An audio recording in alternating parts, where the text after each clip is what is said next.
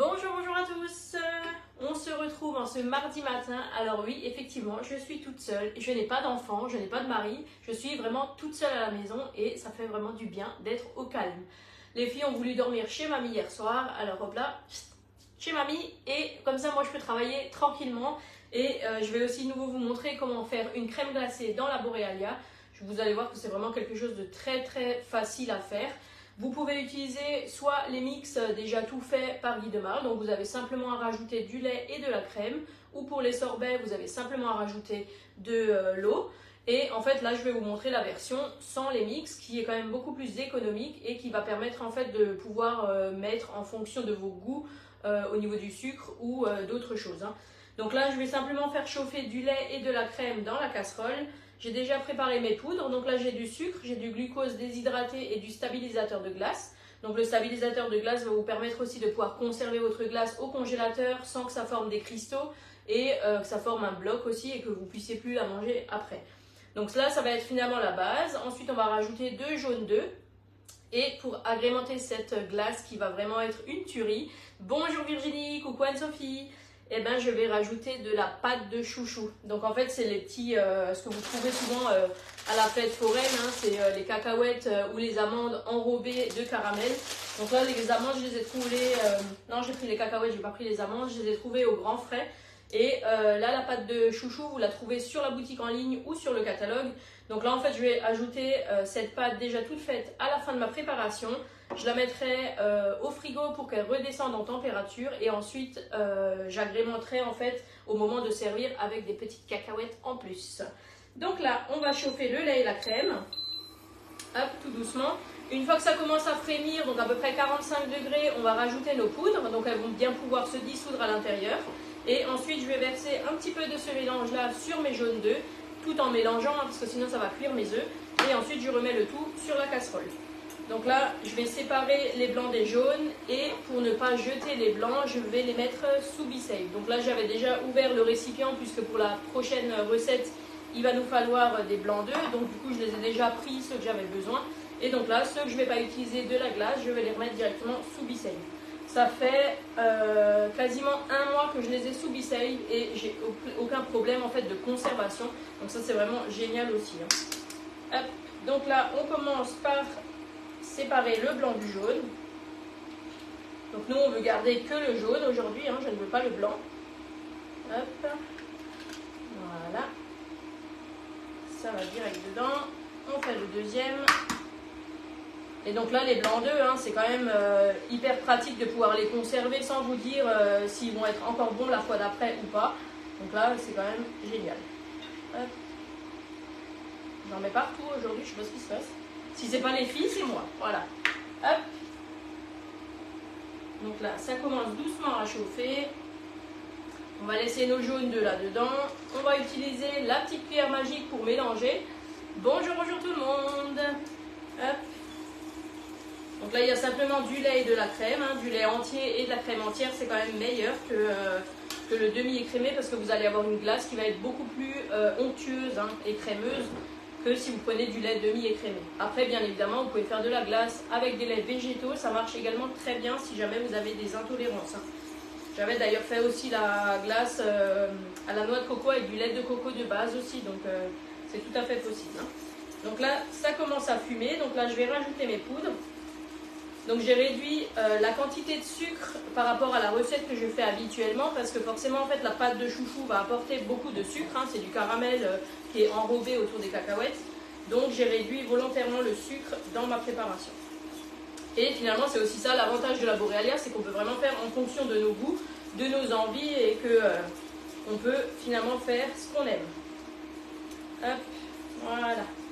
Donc là, ça commence à chauffer. Je vais verser un petit peu de mon mélange sur mes œufs, tout en mélangeant, pour ne pas cuire vos jaunes d'œufs. Voilà. Et finalement, en fait, c'est un petit peu le même principe que d'une préparation de crème à l'anglaise. Coucou Laetitia, coucou Sylvie, bonjour Karine. Et on remet tout ça sur le feu jusqu'à épaississement. Donc à peu près, allez, 2-3 minutes, pas plus. Là, moi, je le mets sur feu un petit peu plus fort, comme ça va un petit peu plus vite, parce que j'ai l'habitude aussi de le faire.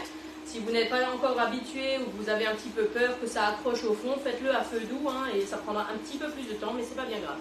Bonjour Amélie! Donc là, on sent déjà que ça commence à épaissir. Hein. De toute façon, quand vous le sentez au moment où vous tournez, hein. Ou alors vous utilisez un thermomètre et il faut monter jusqu'à peu près 85 degrés. Hein.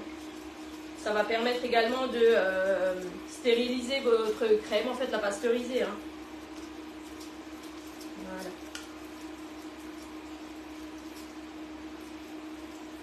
D'ailleurs, vous n'étiez pas si nombreux que ça à trouver les recettes, les goûts que je vais faire pour les crèmes glacées que j'ai préparées hier. Hein.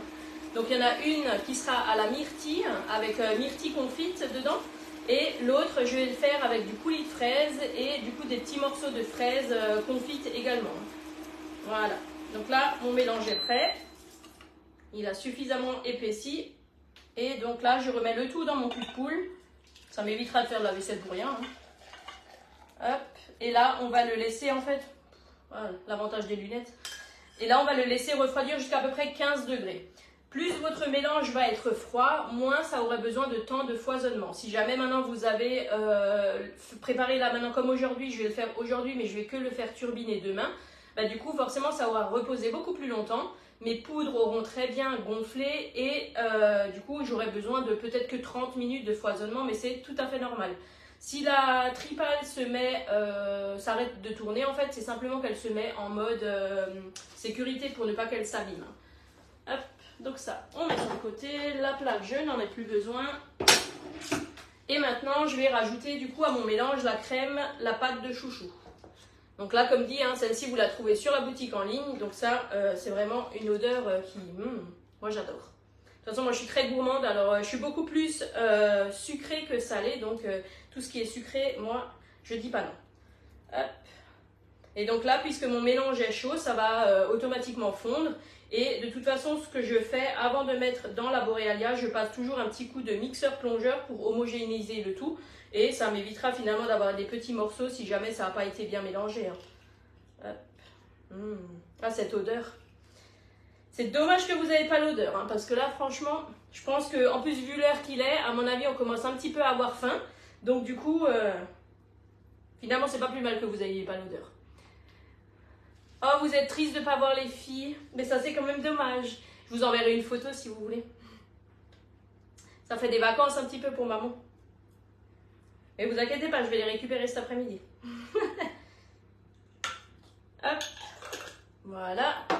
Et donc là, on va laisser tranquillement fondre le mélange. De toute façon, je ne le mets jamais tout de suite au frigo, hein, parce qu'incorporer un mélange aussi chaud au frigo, votre frigo ne va pas aimer, hein, parce que clairement, vous allez le mélanger à des aliments qui sont déjà froids, donc forcément, vous allez réchauffer votre frigo. Donc moi, j'attends toujours une bonne demi-heure avant de le mettre au frigo pour pouvoir justement le laisser refroidir aussi plus tranquillement. Hein. Où est-ce que j'ai ma cuillère magique? Là. Hop. Voilà. Donc là, Louise nous a mangé toutes les glaces aux Smarties. J'ai à peine pu en goûter une de chez elle, hein, parce que clairement, elle m'en a pas laissé une seule. Et celles au Nutella, c'est pareil, elles sont déjà parties. Donc, ma foi, il faut qu'on refasse des glaces. Et pourtant, de base, mes filles ne sont absolument pas crème glacée comme glace ou autre. Coucou Aline, bonjour Géraldine. Et finalement, depuis qu'on a la Borealia, du fait qu'on puisse faire avec les goûts qu'on a envie et qu'on aime, et ben finalement, elles se font aussi plaisir et elles me demandent des choses que j'aurais pas forcément trouvées non plus dans le commerce. Et surtout, qui n'a pas du tout la même composition que ce que vous avez dans le commerce. Hein. Voilà. Donc là, ma pâte, c'est complètement dissoute. Hein. Alors, il y a des tout petits morceaux, en fait, qui vont rester, mais ça, c'est pas grave. Je vais les passer au mixeur plongeant avant de la mettre dans la Borealia. Et là, je vais simplement filmer au contact ma préparation pour ne pas que ça crée de peau. Et hop, ça, c'est très important. Et du coup, je vais utiliser le film, le dérouleur de film. Donc ça, vous avez simplement à l'ouvrir ici. Hop, on appuie. On a le film qui est directement à disposition ici. On prélève la quantité que l'on a besoin. On met dessus et pour fermer, en fait, pour couper le film, vous avez simplement à fermer votre couvercle. Voilà. Et donc là, vous avez déjà le film qui est prêt pour la fois d'après. Vous n'avez pas besoin de vous embêter à le chercher, qui est quand même assez embêtant. Et pour fermer votre boîte, en fait, vous pincez simplement le couvercle et vous remontez le petit clip. Et ça, c'est juste génial. Ensuite, filmez bien au contact, faites attention, c'est chaud, hein, forcément, vous allez toucher la préparation, donc faites juste attention.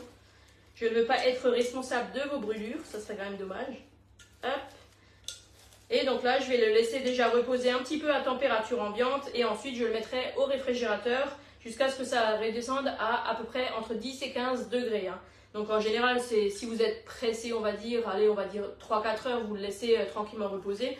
Et sinon, vous pouvez le laisser toute la nuit et turbiner que 48 heures après, ça marche très bien.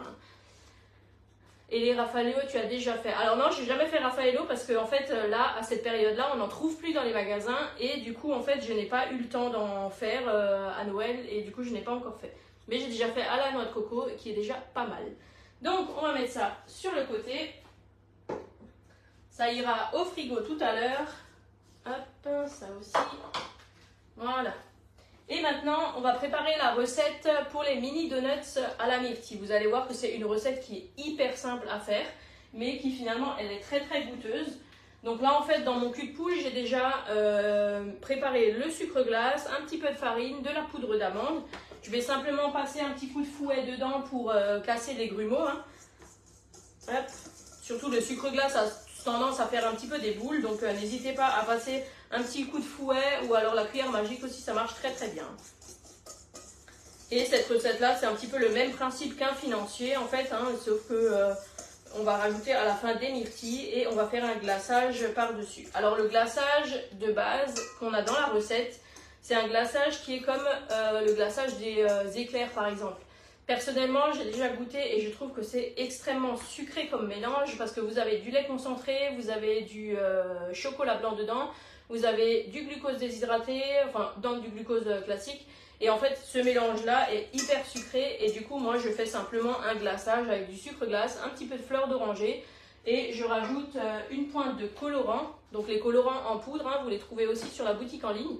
Donc celui-ci s'appelle Violet Myrtille, donc vous ne pouvez pas vous tromper. Et je mélange tout ça et je trempe mes donuts dedans et je trouve que c'est quand même beaucoup moins sucré que le glaçage qu'on a sur la recette.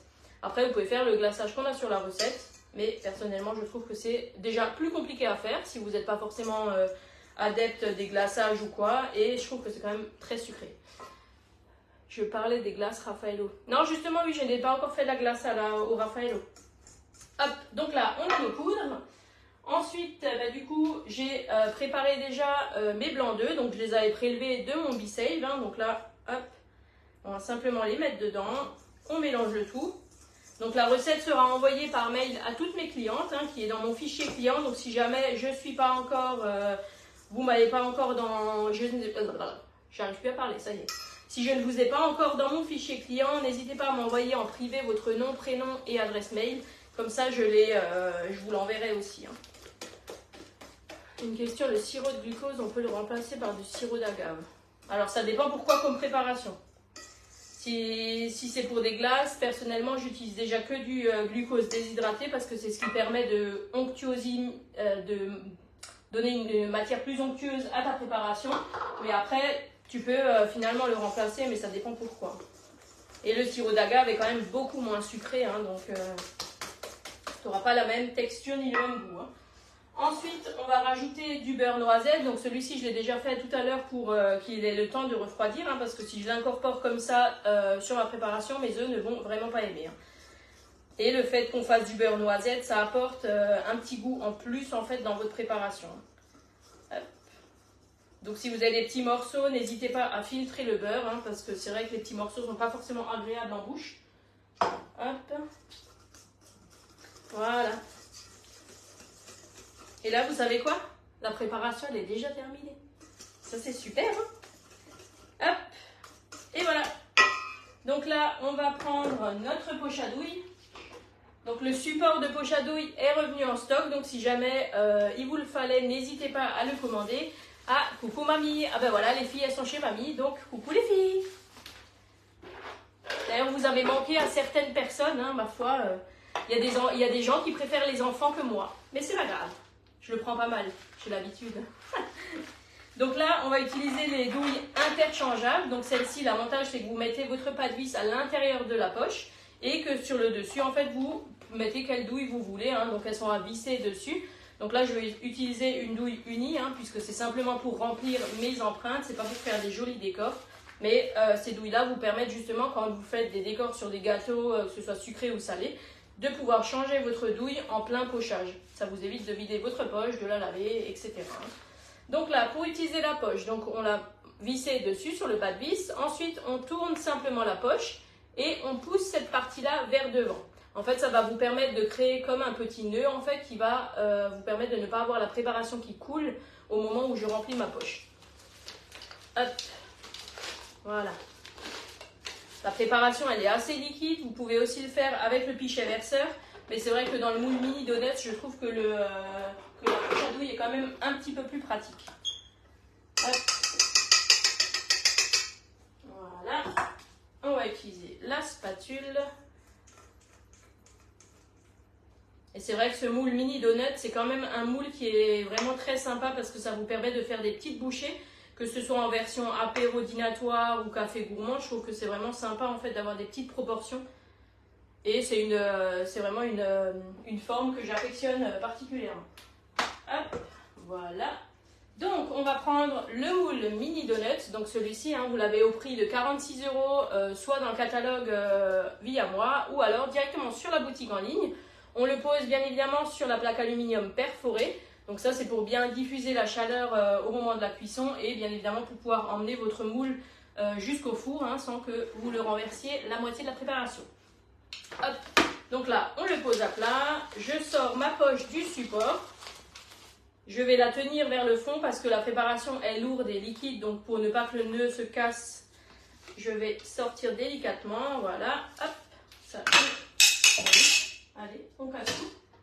On va mettre la poche bien à plat. On ouvre le nœud et là, avec le racloir, on va pousser la préparation vers l'avant de la poche. Ça va vous permettre de travailler proprement au niveau de votre poche, mais également en fait de bien avancer la préparation pour ne pas laisser de la préparation dans la poche à douille. Hop, voilà. Ensuite, je récupère ma poche, je la pince à l'arrière et là je tourne. Je vais visser finalement jusqu'à ce que ma poche soit bien tendue et au fur et à mesure que je vais avancer dans ma préparation, je vais continuer à visser pour faire monter la préparation vers l'avant de ma poche. Donc là, on fait simplement un petit tour, hop, et on remplit les empreintes de manière à peu près homogène. Hop. Et donc là, aujourd'hui, je vais les garnir avec des myrtilles fraîches, hein, puisque j'en ai encore de quand on est allé les cueillir la semaine dernière. Mais bien évidemment, vous pouvez utiliser les myrtilles confites qui sont sur la boutique en ligne, qui sont excellentes pour ça aussi. Hop. Ça apporte un petit peu plus de sucre. Alors si vous voulez réduire le sucre qu'il y a de base dans la recette, hein, il n'y a pas de problème. Hop.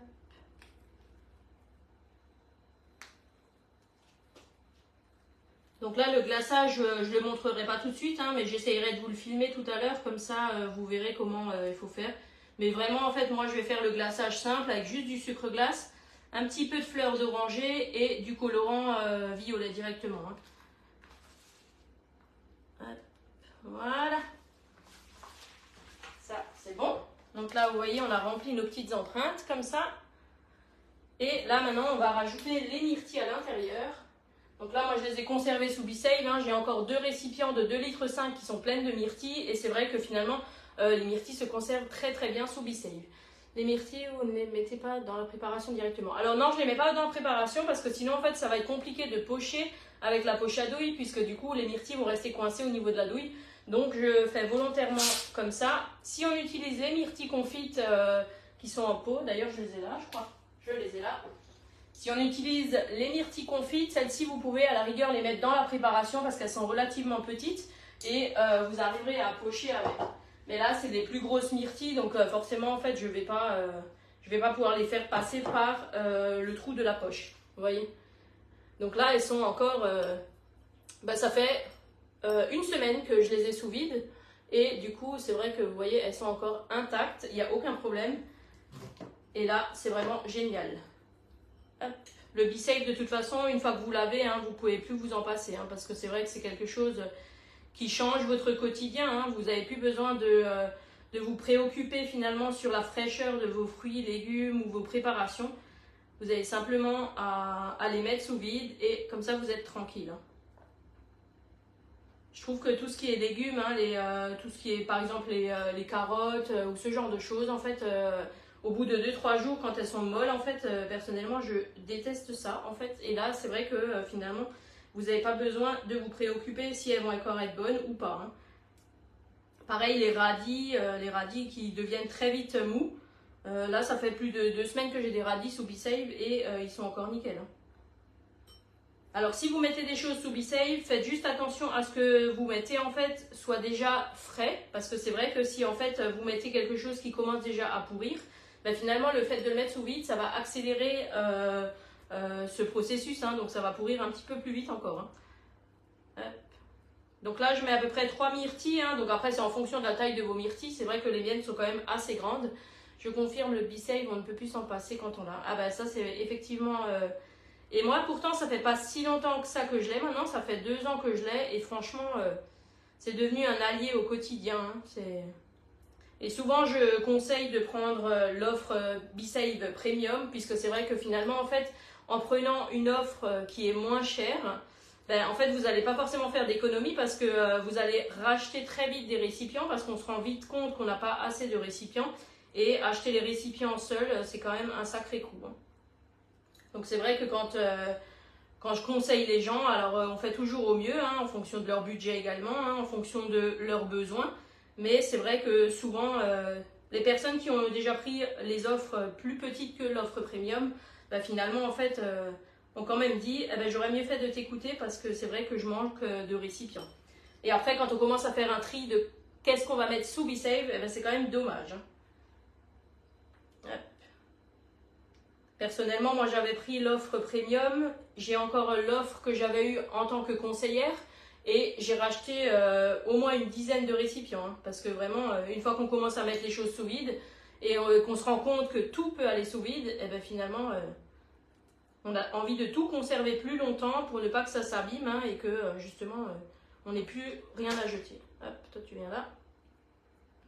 Voilà. Et donc là, ça va cuire pour à peu près 15 minutes à 170 degrés. Donc c'est une cuisson assez rapide. Et ensuite, on va attendre un refroidissement complet avant de démouler. Et pareil, avant de faire le glaçage, en fait, on va attendre que ce soit complètement froid. Puisque sinon, en fait, votre glaçage va fondre un petit peu dessus. Il va dégouliner. Hein, donc c'est quand même dommage. Moi, je l'ai depuis Noël. Je suis partie en vacances sans et j'étais perdue. Ah ben, franchement... Moi, je pars en vacances dans 2 semaines et honnêtement, alors mes 3 produits, hein, que ce soit la Cadofea, le BeSave ou la Borealia, vont vraiment me manquer. Alors, j'ai pas possibilité de les emmener parce que je pars en avion, donc finalement ma valise sera pleine sinon de marchandises. Mais c'est vraiment les produits qui vont me manquer pendant ces vacances et c'est bien dommage. Mais c'est pour mieux les retrouver après. Allez, ça part pour 15 minutes à 170 degrés. Voilà. C'est parti. Et bah du coup, si vous avez encore des questions sur les différentes gammes qu'on a utilisées, hein, que ce soit pour la Borealia, BeSave, Cadofea ou les moules, n'hésitez pas à me contacter. Merci d'avance aussi pour les partages de live. C'est vrai que c'est grâce à vous que je peux continuer aussi à faire des lives. Quand je serai en vacances, je vous partagerai de toute façon des recettes, des promotions s'il y en a. Enfin, je suis en vacances, mais on n'est jamais très en vacances quand on est conseillère. Donc... tu n'ajoutes pas de toile? Non, j'ajoute pas de toile pour cette cuisson-là parce qu'on n'a pas mis de levure chimique. Alors ça va légèrement gonfler, mais après ça va retomber en fait. Donc il n'y a pas forcément besoin de toile pour cette recette. Voilà, je vous souhaite une très très belle journée et je vous dis à très bientôt. Bonne journée!